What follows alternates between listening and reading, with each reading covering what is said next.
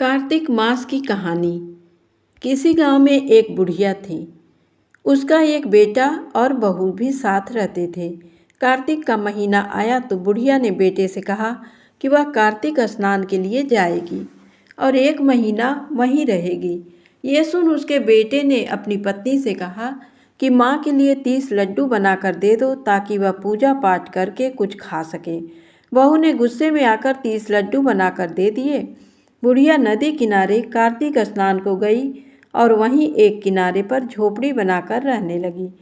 बुढ़िया रोज सवेरे उठकर स्नान करती और जैसे ही एक लड्डू निकालकर खाने लगती तो हनुमान जी बंदर के रूप में आते तो बुढ़िया वह लड्डू खुशी से बंदर को दे देती।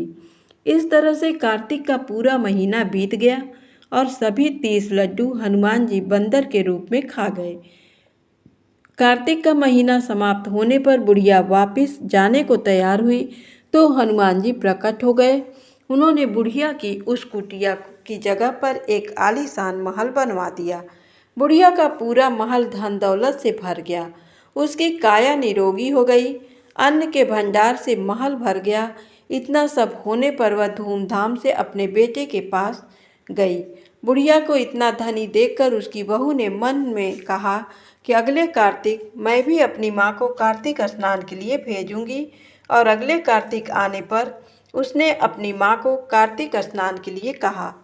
पूरे 30 लड्डू घी व बहुत सा मेवा डालकर अपनी माँ के लिए बनाकर दिए।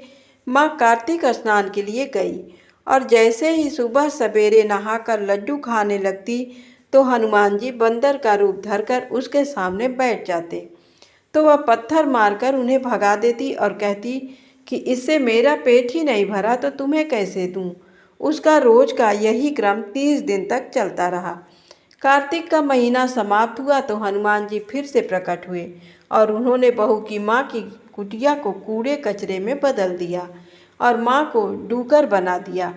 कार्तिक महीना समाप्त होने पर बहू ने भी अपने पति से कहा कि कार्तिक का महीना खत्म हो गया है, आप मेरी माँ को गाजे बाजे के साथ लेकर आओ। लड़का अपनी सास को गाजे बाजे के साथ लेने गया तो वहाँ देखता है कि कुटिया की जगह कूड़े का ढेर लगा है और उस पर उसकी सास डूकर बनकर बैठी हैं। लड़के को देख हनुमान जी प्रकट हुए और बोले कि बेटा, तुम्हारी माँ ने सच्चे मन से कार्तिक का स्नान किया है और पूजा पाठ किया है, इसीलिए तुम्हारी माँ पर कार्तिक देवता का आशीर्वाद बरसा था। लेकिन तुम्हारी सास ने पापी मन से ये कार्य किया है और कार्तिक महीने में बेटी के घर का अन्न खाया है, इसलिए कार्तिक देवता इससे नाराज हुए जिससे ये डूकर बन गई है। हे कार्तिक देवता, जैसे आप लड़के की माँ पर बरसे वैसे ही आप सभी पर बरसना। कार्तिक मास की कहानी। मन चंगा तो कठौती में गंगा। किसी गांव में एक बुढ़िया रहती थी। उसकी एक पुत्र वधू भी थी। कार्तिक का महीना आता तो बुढ़िया 12 कोस नहाने जाती, लेकिन उसकी बहू वहीं पतीले में पानी डालकर कहती कि मन चंगा तो कठौती गंगा, और गंगा जी उसके लिए वहीं आ जाती। वह उस गंगा में अपना कार्तिक नहान कर लेती। एक बार कार्तिक नहाते हुए सास की नथ बह गई और बहकर वह बहू के नहाने वाले पतीले में आ गई तो उसने वह उठाकर रख ली। सास घर वापिस आई तो उदास थी कि उसकी नथ बह गई है। बहू ने सास को उदास देखकर पूछा कि आप उदास क्यों हो। सास ने कहा कि मेरी नथ गंगा जी में बह गई है। बहू ने कहा कि अच्छा, वह नथ वो तो मेरे पास है। सास ने पूछा कि वह कैसे तुम्हारे पास है। बहू ने कहा कि सासू जी, आप तो 12 कोस कार्तिक नहाने जाती हो, मैं तो यहीं कठड़े में पानी डाल कह देती हूँ कि मन चंगा तो कठौती गंगा, और गंगा जी बहकर मेरे पास आ जाती हैं, जिससे मैं स्नान कर लेती हूँ। आज गंगा जी बहकर आई तो उसी में आपकी नथ भी आ गई, जिसे मैंने उठाकर रख दिया। हे कार्तिक देवता, जैसे बहू की आई सभी के आए, लेकिन जैसे सास की आई वैसे किसी की न आए। कार्तिक मास में 8वें वार की कथा। किसी गांव में एक माँ बेटा रहते थे और बहू भी साथ रहती थी। एक दिन सुबह माँ गंगा स्नान के लिए जा रही थी तो बहू से कह गई कि मेरे बेटे को सुबह रोटी दे देना। उसने कहा ठीक है, मैं दे दूंगी। सुबह बेटा उठा तो बोला कि माँ मुझे रोटी दो। यह सुन उसकी पत्नी आई और बोली कि ना तो तुम्हारी माँ यहाँ है और ना ही रोटी, कुछ कमा कर लाओगे तो ही मैं रोटी दूंगी। वह बोला, भगवान मैं कमाना नहीं जानता हूँ, लेकिन बहू नहीं मानी। उसने कहा, अच्छा तुम 4 रोटी आम के अचार के साथ ही दे दो। बहू ने 4 रोटी बनाई और अपने पति को दे दी। वह रोटी लेकर कुएं की मुंडेर पर आकर बैठ गया और भगवान को याद करने लगा। वह बोला, राम मैं कमाना नहीं जानता हूँ। भगवान उसकी बात सुन ब्राह्मण का वेश बनाकर आए और कहने लगे कि तुम इतने उदास क्यों बैठे हो। वह बोला, मेरी पत्नी ने कहा है कि जब तुम कमाना जानोगे और कमा कर लाओगे तभी रोटी मिलेगी, लेकिन मैं कमाना नहीं जानता। भगवान बोले कि मैं भी कमाना नहीं जानता हूँ, लेकिन मैं 8 वारों का नाम जानता हूँ, इससे तुम्हारे घर अटूट भंडार भर जाएंगे। भगवान बोले कि तुम चावल के दाने ले लेना और पानी की घंटी लेना। जो बर्तन ढके हुए हैं उनका मुंह खोल देना। जो घर के बर्तन उल्टे पड़े हैं उन्हें सीधा कर देना। भगवान के रूप में ब्राह्मण ने कथा कही और उसने सुनी। रविवार, सोमवार, मंगलवार, बुधवार, बृहस्पतिवार, शुक्रवार, शनिवार 8 वारों का आसरा भरियो पीहर सासरा। इसके बाद उसके घर में अटूट भंडार होते चले गए। घर पहुंचा तो उसकी पत्नी ने पूछा कि क्या लाए हो। उसने कहा कि 8 वारों का नाम लाया हूँ। पत्नी ने सोचा चलो कुछ तो लाया है। पति फिर बोला कि चावल के दाने और पानी की घंटी ला। जो औंधे मुंह पड़े हैं उन्हें सीधा कर, जो ढके हैं उनका मुंह खोल दे। पति ने कही, पत्नी ने सुनी। रविवार, सोमवार, मंगलवार, बुधवार, बृहस्पतिवार, शुक्रवार, शनिवार 8 वारों का आसरा भरियो पीहर सासरा और अटूट भंडार होते चले गए। अपनी पत्नी से उसने एक दिन कहा कि मैं बेटी से मिलने जा रहा हूँ। फटे से कपड़े पहन बेटी के यहाँ गया तो बच्चे बोले कि नाना आए हैं, नाना आए हैं। बेटी बोली कि नाना क्या आए हैं? 2 दिन की मुफ्त रोटियां तोड़ने आए हैं। बेचारा सोचने लगा कि गरीबी सब कहलवा देती है मुख से। पिता ने बेटी से कहा कि बेटी मेरी 8 वार की कहानी सुन ले। बेटी ने जवाब दिया कि पिताजी मेरा जूठा है और पिता भूखा ही सो गया। अगले दिन बेटी को पिता पर तरस आता है तो कहती है कि पिताजी आप अपनी कहानी सुनाओ। पिता बोला कि चावल दाने ला, पानी की घंटी ला, जो औंधे मुंह पड़े हैं उन्हें सीधा कर, जो ढके हैं उनका मुंह खोल दे। पिता ने कही, बेटी ने सुनी। रविवार, सोमवार, मंगलवार, बुधवार, बृहस्पतिवार, शुक्रवार, शनिवार 8 वारों का आसरा भरियो पीहर सासरा और अटूट भंडार होते चले गए। बेटी टोकरे भर भर कर बांटने लगी। बेटी की पड़ोसनों ने जब कहा कि तुम तो कहती थी कि तुम्हारा बाप कुछ नहीं लाया है, तो ये इतना सामान जो तुम बांट रही हो ये कहाँ से आया है? बेटी ने जवाब दिया कि मेरे पिता तो खाली हाथ ही आए थे, ये तो 8 वारों की कहानी का फल है। पड़ोसन बोली कि अपने पिता को कहो कि वह हमें भी 8 वार की कहानी सुना दें। पिता ने कहा कि आज तो मेरा मुंह जूठा हो गया है, लेकिन कल मैं कहानी सुना दूंगा। दूसरे दिन पिता ने बेटी की पड़ोसनों को भी 8 वारों की कहानी सुनाई, जिससे उनके घर में भी अटूट भंडार हो गए। जैसे भगवान के बेश में ब्राह्मण की 8 वारों की कहानी से सबके भंडार भर गए, उसी तरह से कहानी कहने वाले और कहानी सुनने वालों के भी भंडार भर जाएं। इल्ली और घुड़ की कहानी। बहुत पहले की बात है। एक थी इल्ली और एक था घुड़। एक दिन इल्ली बोली कि आओ घुड़ कार्तिक का स्नान करें। घुड़ बोला कि तू तो गोरी पड़ी है, तू ही नहा ले। मेरा तो मोट बाजरा पड़ा है तो मैं नहीं नहाऊंगा। मैं तो हरे बाजरे का सीटा खाऊंगा और ठंडा पानी पीऊंगा। दोनों के बीच हुई इस वार्तालाप के बाद इल्ली तो राजा की लड़की के पल्ले के साथ लगकर चली गई और घुड़ नहीं नहाया।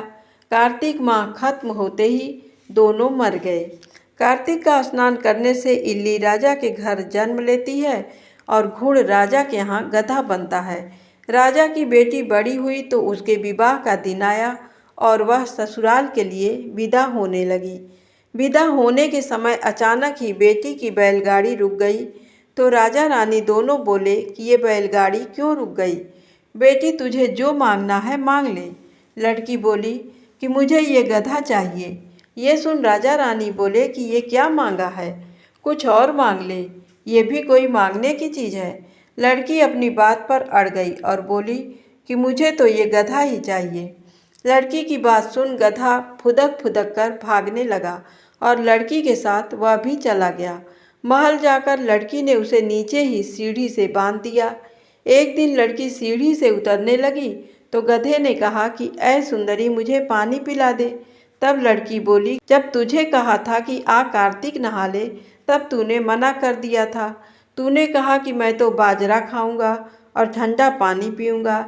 लड़की और गधे की वार्तालाप उसकी देवरानी जेठानी सुन रही थी। वह दोनों अपने देवर के पास गईं और बोली कि ये तुम किस जादूगरनी को ब्याह कर लाए हो? ये तो जानवरों से बात करती है। अपनी भाभियों की बात सुनकर लड़का बोला कि मैं जब अपने कानों से सुनूंगा और आँखों से देखूंगा तब ही मानूंगा। अगले दिन वह सीढ़ी पर छिपकर बैठ गया। उसकी पत्नी आई और गधे ने उससे फिर वही बात कही, जिस पर रानी ने भी वही जवाब दिया। ये सब देख वह राजकुमार तलवार निकालकर सामने आया और बोला कि तुम जानवरों से कैसे बात कर सकती हो? बताओ कि तुम कौन हो? उसकी पत्नी ने उससे बहुत कहा कि औरत का भेद नहीं खोलना चाहिए, लेकिन वह अड़ा रहा कि नहीं, मैं तो सब जानकर ही रहूँगा।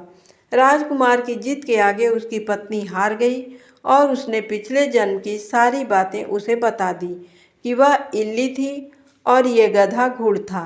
इससे मैंने कार्तिक नहाने की बात कही, लेकिन इसने मना कर दिया, जिसके परिणाम स्वरूप यह इस जन्म में गधा बन गया और मैं राजा के पल्ले से लगकर नहाई तो मैं राजकुमारी के रूप में पैदा हुई। इसलिए मैं तो इससे पिछले जन्म की बात कर रही थी। सारी बात सुनकर राजकुमार बोला कि क्या कार्तिक स्नान का इतना पुण्य मिलता है? रानी ने कहा कि हाँ, बहुत पुण्य फल मिलता है।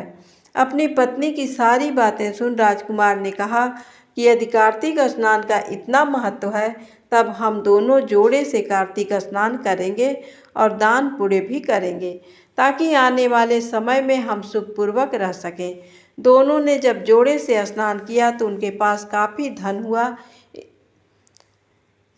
हे कार्तिक महाराज, जैसा आपने इल्ली को फल दिया वैसा ही सभी को देना, लेकिन घुड़ जैसा फल किसी को न देना।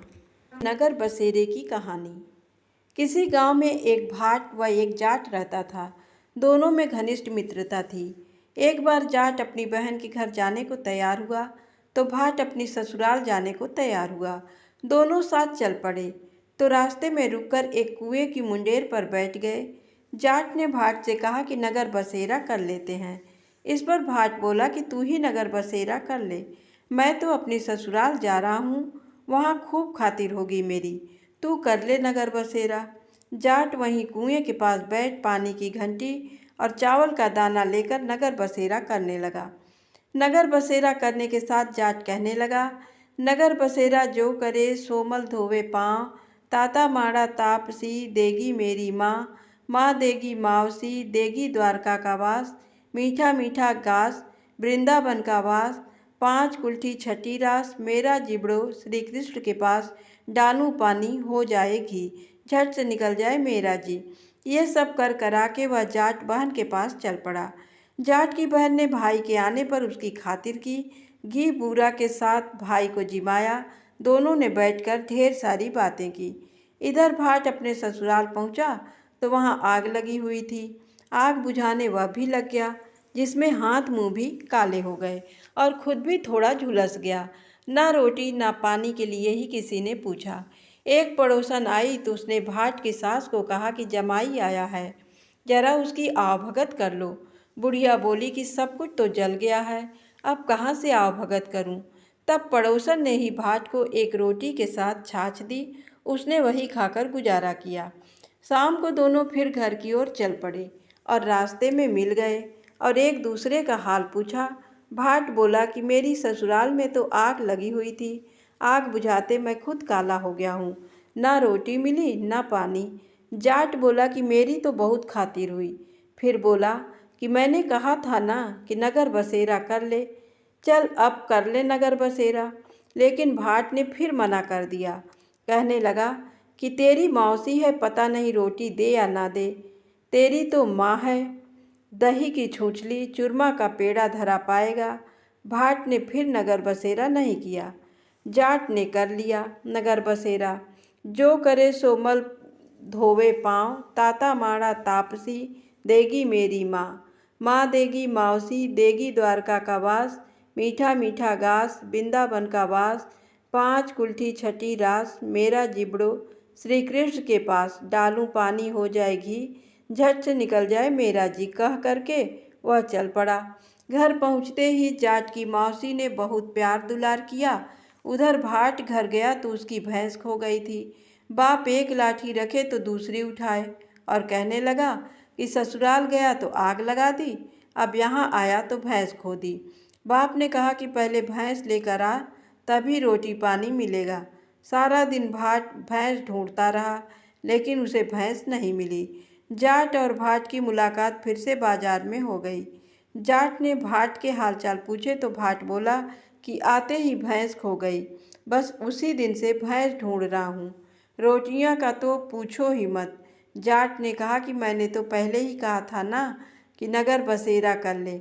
जाट की बात सुनकर भाट बोला कि तेरे नगर बसेरे में इतनी ताकत है तो चल अब कर लेते हैं। दोनों ने बैठकर नगर बसेरा किया।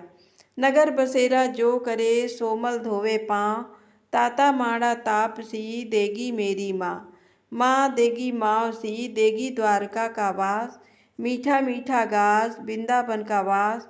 5 कुल्ठी छठी रास, मेरा जिबड़ो श्री कृष्ण के पास। डालूं पानी हो जाए घी, झट से निकल जाए मेरा जी।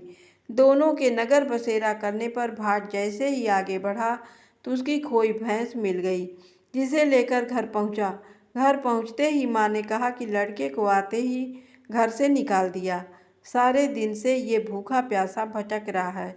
ये कहकर उसकी माँ ने उसको खूब खिलाया पिलाया। इस घटना के बाद सारे नगर में ढिंढोरा पिटवाया गया कि कार्तिक में सब कोई अपने पीहर या सासरे आते जाते नगर बसेरा करे। जैसे भाट को नगर बसेरा करने का फल मिला, वैसा ही हर किसी को मिले। धन्यवाद।